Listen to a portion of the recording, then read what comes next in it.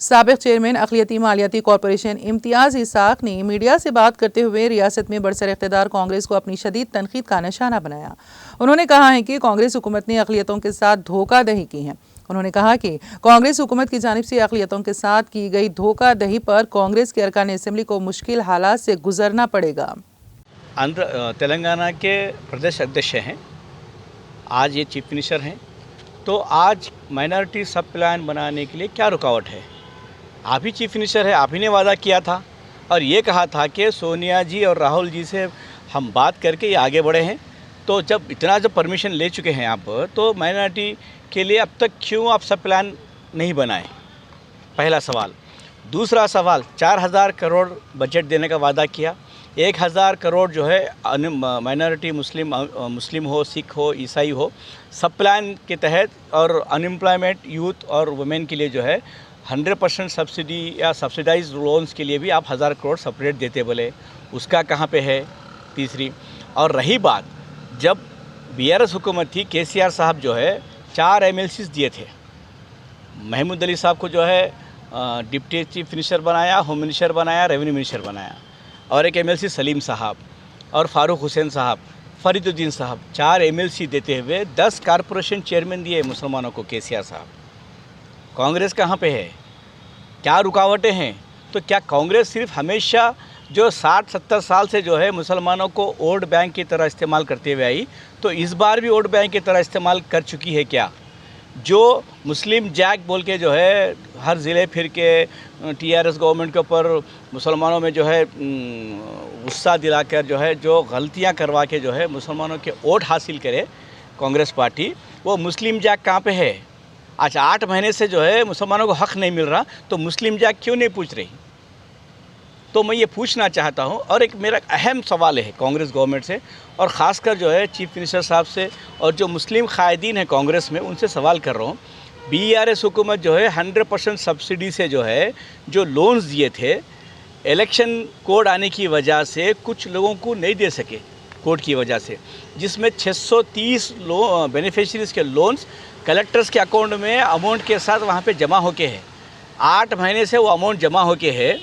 Assembly में अकबरुद्दीन अवैसी साहब ने जो है 2 से 3 मरतबा कहा, केटीआर साहब ने कहा, हरीश साहब ने कहा जो पेंडिंग है उसको इमीडिएट दिया जाए, लेकिन आज तक 8 महीने से 9 महीने में रेवंत रेड्डी साहब की सरकार ना उस पर तवज्जो दे रही है, ना वो देना चाहती है। यानी कि कांग्रेस हुकूमत मुसलमानों को कुछ भी देना नहीं चाहती है। तो मैं जो कांग्रेस के जो मुसलमान कायदीन हैं, मैं उनसे पूछना चाहता हूं, आपने कहा था कि मुसलमानों केसीआर को पहचानो, तो आज मुसलमानों को ज़रूरत है कांग्रेस की नीयत को पहचानने की। और कांग्रेस के तेलंगाना में कांग्रेस हुकूमत बना के पूरे 8 महीने हो चुके हैं।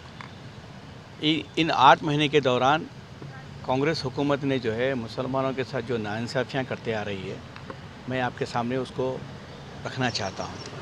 कांग्रेस ने जो है इलेक्शन से पहले जो वादे किए थे, इलेक्शन में जो है हम मुसलमानों के लिए वो करेंगे, ये करेंगे बोल के मुसलमानों को जो है गलत रास्ते पे ले जाके जो है वोट डलवा ली कांग्रेस पार्टी। इलेक्शन होने के बाद जो है नज़रअंदाज कर रही है। मिसाल के तौर पे पहली कांग्रेस की गलती ये है कि आज तक जो है मुसलमानों को जो हक़ मिलना चाहिए था कि हुकूमत में जो कैबिनेट होती है, जिसका मुसलमानों के लिए भी जो है हमेशा से जो है एक कैबिनेट मिनिस्टर रहा है, कभी 2 रहा है, लेकिन तेलंगाना के 8 महीने की हुकूमत में आज तक कोई भी मुसलमान मिनिस्टर नहीं है।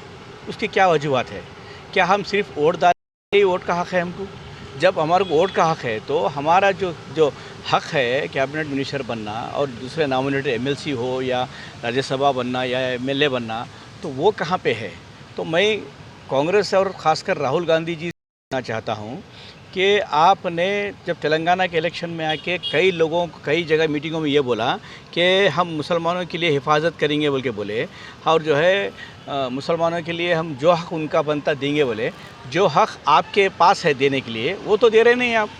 अगर चीफ मिनिस्टर अगर चाहे तो कल सुबह में मुसलमान को मिनिस्टर बना सकते हैं, क्योंकि आप अगर कल मिनिस्टर बना दिए 6 महीने के अंदर उनको एमएलसी बनाने का रहता, तो आप वो नहीं चाह रहे। 8 महीने हो गया।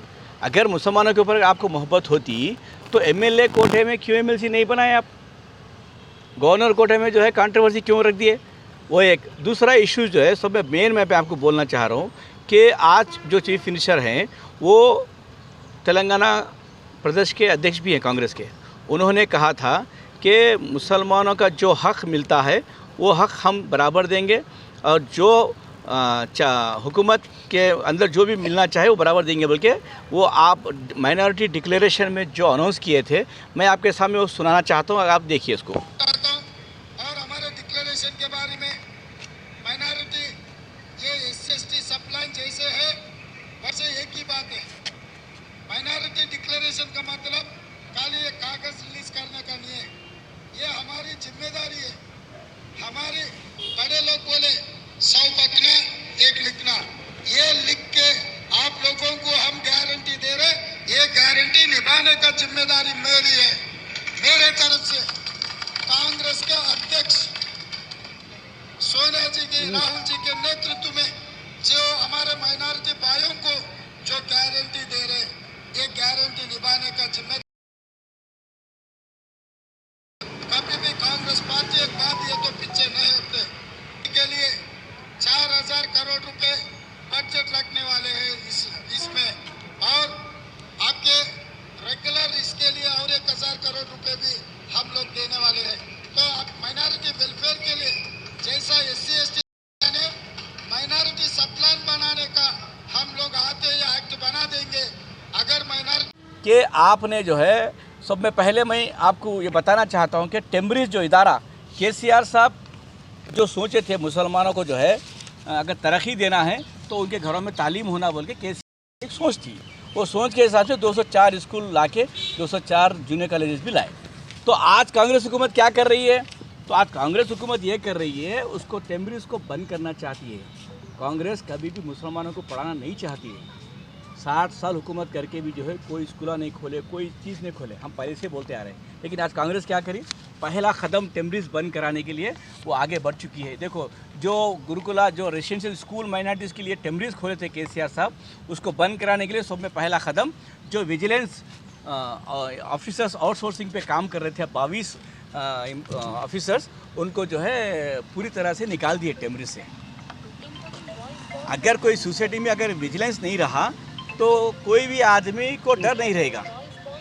विजिलेंस निकालने का मतलब आप उस सोसाइटी में जो है धांधलियाँ करना चाहते हैं, धांधलियाँ करके जो है आप सोसाइटी को बंद करना चाहते हैं। ये कांग्रेस की नीयत है, यानी कि कोई ना कोई तोहमत लगाओ, इसको इदारे को बंद करो। तो सब में पहले आप विजिलेंस को निकालने का मकसद, आगे आपका इरादा टेम्ब्रिज को बंद करने का है। ये हम इलेक्शन से पहले बोले थे, लेकिन बहुत से जो है इंटेलेक्चुअल मुस्लिम्स कायदीन जो है KCR साहब के ऊपर बहुत बोल रहे थे, लेकिन आज कहाँ पे है? इस पे बयान दीजिए आप। 22 लोगों को एक साथ निकाला गया टेम्ब्रिज से, और आज भी बहुत से स्कीमात है, मैं नहीं बोलना चाह रहा हूँ, ये बाद में बोलूँगा कि शादी मुबारक में 1 तोला सोना देते हैं, बोले कुछ भी नहीं है। OC स्कॉलरशिप में बजट नहीं है। माइनॉरिटी के ऊपर कोई चीज़ आज तक चीफ मिनिस्टर एक बार भी रिव्यू मीटिंग नहीं करी माइनॉरिटी इशूज़ पे। तो मैं तेलंगाना में जो कायदीन है, खास आवाम से मैं अपील करता हूँ कि ये 8 महीने का कांग्रेस का दौर आप गौर कीजिए। 10 साल में KCR साहब ने आपको किस तरह से हिफाजत में रखा था, आपके लिए कितनी स्कीमात लाए थे। आज 8 महीने में कांग्रेस क्या कर रही है? माइनॉरिटी डिक्लेरेशन के नाम पे जो मजाक हमारे लिए उड़ाया गया था, मैं छोटी सी मिसाल देता हूँ। माइनॉरिटी डिक्लेरेशन में अब्दुल कलाम का तोहफा बोल के एक स्कीम रखे एजुकेशन, उसमें क्या रखे, MPhil करने वालों को 5 लाख रुपए दिया जाएगा। जबकि कांग्रेस ने डिक्लेरेशन में ये तक नहीं मालूम है उनको, 2 साल पहले UGC वाले MPhil को कोर्सेज कैंसिल कर दिए। वो कोर्सेज नहीं है, 2 साल हो गया बंद हो गए, लेकिन कांग्रेस वाले बोल रहे हैं कि हम MPhil करने वालों को 5 लाख देते बोल रहे हैं। तो ये कितना आप अंदाज़ा लगा लीजिए किस तरह से मुसलमानों को अंधेरे में रखा जा रहा है। तो मैं दबन अपील करता हूँ तेलंगाना के आवाम से, गौर करिए। KCR साहब की हुकूमत का 10 साल या 8 महीना गौर कर, आपको समझ में आ जाएगा। मैं सब में पहले मेरा डिमांड है, जो लोन्स देने के लिए ज़बान हिलाइए, और 3000 स्विंग मशीन्स जो इलेक्शन कोड आने की वजह से नहीं बांट सके थे, तो 3000 स्विंग मशीन्स भी जो है हर ज़िले में MLAs के पास जो है धूल में पड़े हुए हैं। उसके ऊपर KCR साहब की फ़ोटो है बोल के कांग्रेस वाली हुकूमत नहीं देना चाह रही। जिस तरह से आपने जो है नोटबुक्स के ऊपर KCR साहब की फ़ोटो होने के बावजूद आप उसको वापस मंगा के आपकी फ़ोटो लगा के भिजाए, वैसा ही स्विंग मशीन के ऊपर भी आपकी फ़ोटो लगाइए। लगा के दीजिए। तो मैं इतना कहना चाहता हूँ, इस पर गौर करना ज़रूरी है। अगर ये लोन्स ये मशीन ऑन खरीद में नहीं देंगे तो हम सारे मिलकर एहतजाज करना पड़ेगा।